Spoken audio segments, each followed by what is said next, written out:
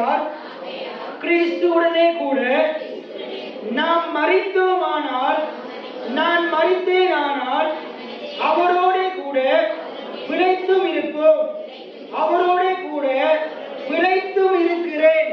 எத்தனை பேர் ஆமென் சொல்றீங்க?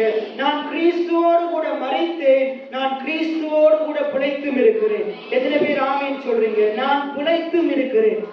விசுவாசத்தினால் நீதிமான் சாவான் என்று சொல்லல, மரிப்பான் என்று சொல்லல, கஷ்டப்படுவான் என்று சொல்லல.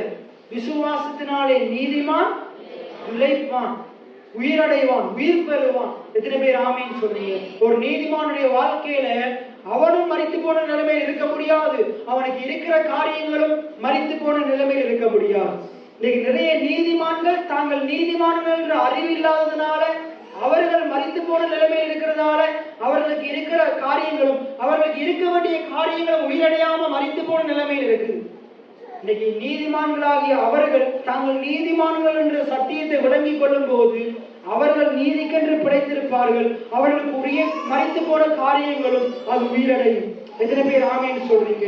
இந்த இடத்துல இருக்கிற நீங்க உங்களுடைய வாழ்க்கையில நிறைய காரியங்கள் மரித்து போன நிலைமையில் இருக்கு. அதுக்கு ஒரு மிக முக்கியமான பிரதானமான காரணம் என்னென்றா, உங்களுக்கு நீங்க நீதிமான்கள் என்ற அறிவு இல்லை. இயேசு உங்களுக்காக கல்வாரி சிலுவையில பாடுபட்டு மரித்து உயிர் திறந்து அவர் இரத்தம் சிந்தினது உங்களை நீதிமான்களை மாற்றுறதுக்காக என்ற அறிவு இல்லாததுனால நிறைய பிள்ளைகள் மரித்து போன நிலைமையில் இருக்கிறதுனால நீங்க உங்களுடைய வாழ்க்கையில கஷ்டம், தரித்திரம், வியாதி, வறுமைகள் நிறைந்து காணப்படுறது. நீங்க இப்படிப்பட்ட ஆக்களுக்கு சொல்றேன், நீங்க நீதிமான்கள் ஆக்கப்பட்டிருக்கிறீர்கள் என்ற சத்தியத்தை நீங்க விளங்கிக் கொள்வீங்களா இருந்தா உங்களுடைய வாழ்க்கையில இருக்கிற மரித்து போன எல்லா காரியங்களையும் என் ஆண்டவர் உயிரடைய செய்ய வல்லமையுள்ளவராய் இருக்கிறார். எத்தனை பேர் ஆமென் சொல்றீங்க?